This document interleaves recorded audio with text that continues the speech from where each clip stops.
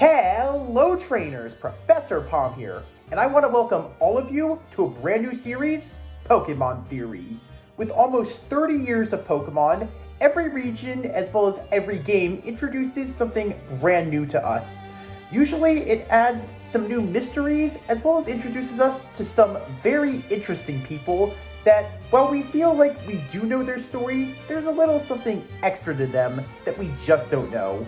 All in all, every game that we know always introduces a few things that really tickle our brain, as there's a lot of mysteries surrounding them. As a Pokemon professor like I am, there's a lot of things in the world of Pokemon that I just don't seem to understand. No matter how much research I do, it just always seems to perplex me and make me ask more questions. Some examples would be when it comes to Arceus's creation trio being the very first Pokemon he ever created. Who truly was the first one of the three that Arceus made first? If Celebi is a Pokemon that's capable of time travel, is it possible that it actually is from the future instead of the past? And even the biggest mystery that still surrounds the world today, who invented the very first Pokeball, and what was the first Pokemon ever captured? There sure are a lot of unanswered questions and mysteries that surround the world of Pokemon. That's why we come up with theories. Well, they aren't the exact answer or the exact truth. It is fun to go off of a lead and come up with your own idea of how something began. And plus, they're a lot of fun to follow. In the world of Pokemon, many trainers go into an adventure being completely fair and playing by the rules. However, there are some trainers out there that don't like playing by the rules and enjoy cheating. Then again, every Pokemon game has its fair share of cheats. However, I'm talking about NPC trainers out there that are complete cheaters, as some of them manage to have Pokemon at the wrong levels when they don't evolve at that level. And there are even some trainers out there that have Pokemon with moves that are impossible to have, as they do not learn it through either level up, TM, or even breeding. And sometimes these moves they have aren't even learned until another generation. While we have a lot of NPCs out there that are cheaters, one of the most infamous ones is the Kanto champion himself, Lance. Well, today I have a theory that not only proves Lance innocent, but also proves that he, as the OG Dragon Master, truly earned the title as the champion of Kanto. Lance is one of the most interesting characters of the Pokemon series introduced in Gen 1, not only being the first ever Dragon-type expert and the fourth and final member of the Indigo Plateau's Elite Four in the Kanto games, but also jumping to the rank of champion in the Johto games 3 years later, due to Red becoming a wandering trainer and Blue becoming the new Viridian City gym leader. And due to Johto so far being the only region without a Pokemon League, Lance is currently the only trainer with the title of champion for 2 regions. While we've met many champions over the years who range from amazing to not so good, Lance is a champion who's seen as good, but his team is kinda mixed. While he may not use a team full of dragons despite being a dragon-type expert, this is mostly due to Gens 1 and 2 only having 4 dragon-type Pokemon between them. Though, it's cool the team of 6 Pokemon he uses that were all introduced in Gen 1 without using a single Gen 2 Pokemon. And to be fair, all of Lance's non-dragon-type Pokemon all do look like dragons. Oh, and what's even cooler is as of Pokemon Legends Z to A, all 6 Pokemon Lance uses as champion can Mega Evolve. However, the main downside to Lance's champion team is that every one of them, with the exception of Aerodactyl, has a ×4 weakness. Now, Lance has always been somewhat of a cheater, having some of his Pokemon know moves they can't normally learn, like his Dragonite in the Gen 1 games that knows the move Barrier, a move Dragonite cannot learn through either level up or tutoring even to this day, as well as his Aerodactyl that knows the move Rock Slide in Gold, Silver, and Crystal, while only starting in Gen 3 can Aerodactyl now learn the move Rock Slide. But what everyone always points to are Lance's Dragonites being his biggest claim to cheating. And rightfully so, as in all his champion battles, albeit his initial champion battles for the Johto games, all of Lance's Dragonites are in their late level 40s or at level 50, when normally Dragonair evolves into Dragonite at level 55, as it's done that since its debut in Gen 1. However, when replaying Heart Gold and Soul Silver again when you meet Lance, then watching his Pokemon Generations episode, The Lake of Rage, as well as his appearance in the Pokemon Master's Quest episode, talking about evolution, as well as with something introduced in the Gen 7 games, something started to add up, which proves that Lance isn't the cheater we all think he is, at least in the Johto games.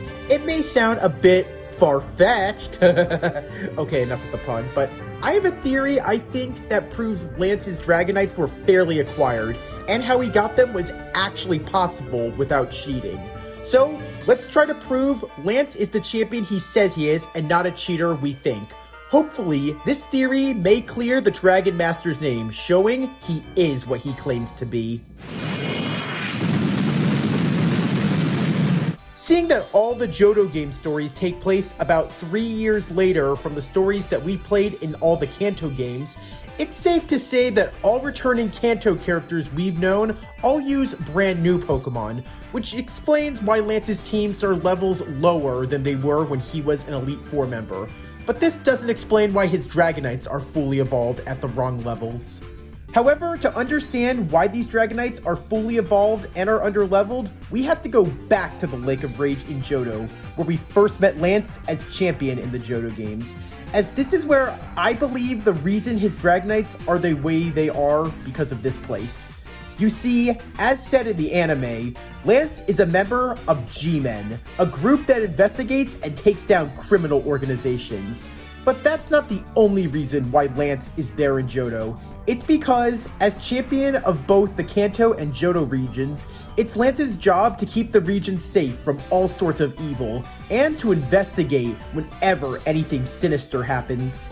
Due to his cousin Claire being the Blackthorn City gym leader, who often refuses to give badges to trainers unless they pass the Dragon Master's test, I think it's fairly assumed that Lance travels quite often to the Johto region, as the Dragon Master himself even claims that he will ask Lance to return if Claire does not forego her badge. I think that Lance actually got caught in the middle of Team Rocket's radio wave with his Pokemon on a visit to the Johto region. He was there investigating the resurgence of Team Rocket, but because of his investigation, this also led to his Dragonites prematurely evolving from Dragonairs. While at the Lake of Rage, it's possible that Lance was training some new Dragonair he had recently gotten in Johto, as according to him, he and his cousin Claire had been at the Lake of Rage many times, as well as Dragon's Den to raise many dragons. While looking for Team Rocket, he was training some Dragonair that suddenly evolved into Dragonite because of the radio signal that Team Rocket was broadcasting, which also evolved the red Gyarados in the Lake of Rage.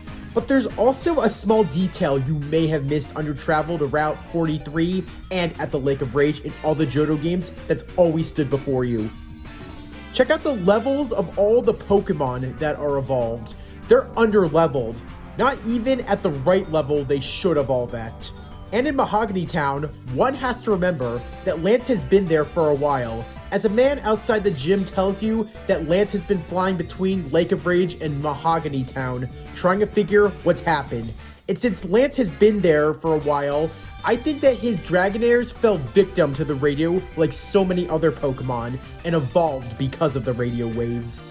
A cool detail that you may have missed is that the Dragonite Lance has with him in Johto when you meet him at the Lake of Rage, and that he uses to infiltrate Team Rocket HQ, and he uses for the tag battle against Team Rocket executive Ariana and a Grunt, is actually not his ace Dragonite he uses as champion. Not just because it's at level 40 compared to the others who are at level 49 and 50, but because all three of Lance's Dragonites on his champion team have a major difference, being their move pools. The one he uses has the moves Fly, Twister, Thunder, and Hyper Beam. This is actually the first Dragonite, which I dub his Thunderstorm's Dragonite, due to the fact that it likes to go for electric moves. His strongest ace Dragonite goes for major firepower moves, which I dub the Firestorm Dragonite, while his middle Dragonite likes to go for ice moves and stall others, which I dub Ice Storm Dragonite. So, I think it's fair to assume that because of the powerful signal that Team Rocket was broadcasting, all three of the Dragonites that Lance had prematurely evolved.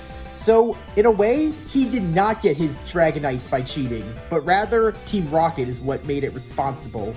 I think Lance could have actually caught all 3 of his Dragonites in the wild. Not just because he's a Dragon Master, but because of something we've learned in the 7th Gen games. You may remember the SOS battles that the Alola region introduced.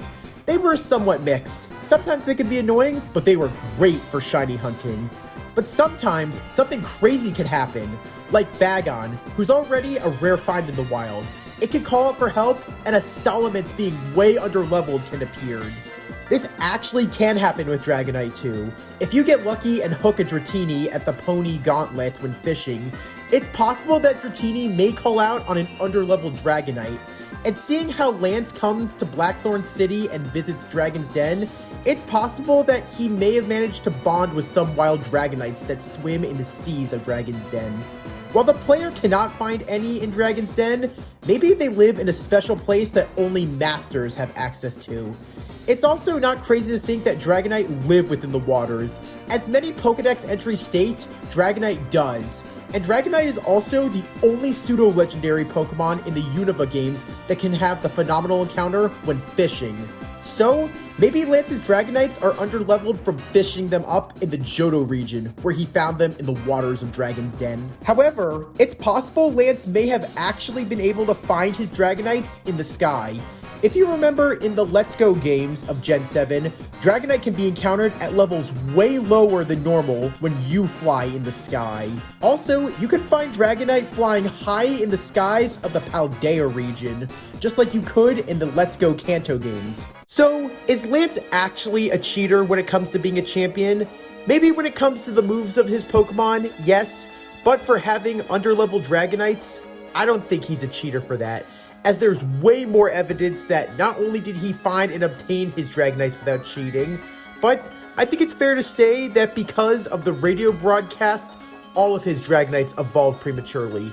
But Lance himself has proven that he truly is a Dragon Master, as well as worthy of the title of champion of both Kanto and Alola. Even with Pokemon that aren't Dragon types, Lance really knows how to train a good team. Every one of Lance's Dragonites are fairly caught and trained to be strong, powerful, and have the most important thing of all trainers, virtuous hearts. Whether Lance's Dragonites evolved prematurely because of the powerful evolution radio signal they were found in midair in the sky, or even in the darkest depths of Dragon's Den, all of Lance's Dragonites were obtained without cheating. But in the end, it's all a Pokemon theory. I could be right, and I could be wrong. But I like to think that every theory out there has a little kernel of truth to it. I hope that all of you enjoyed my very first ever Pokemon theory video. If you want me to do this again, please let me know in the comments below, or just leave a like so I know to do this again in the future. It's always fun to do something brand new. And with the thousands of Pokemon theories out there, I could do this for a very long time. I even have ideas that haven't really been explored, but I'd be happy to share with each and every one of you. Let me know if you want me to do this again. I hope that you enjoyed. Till then, Palm out.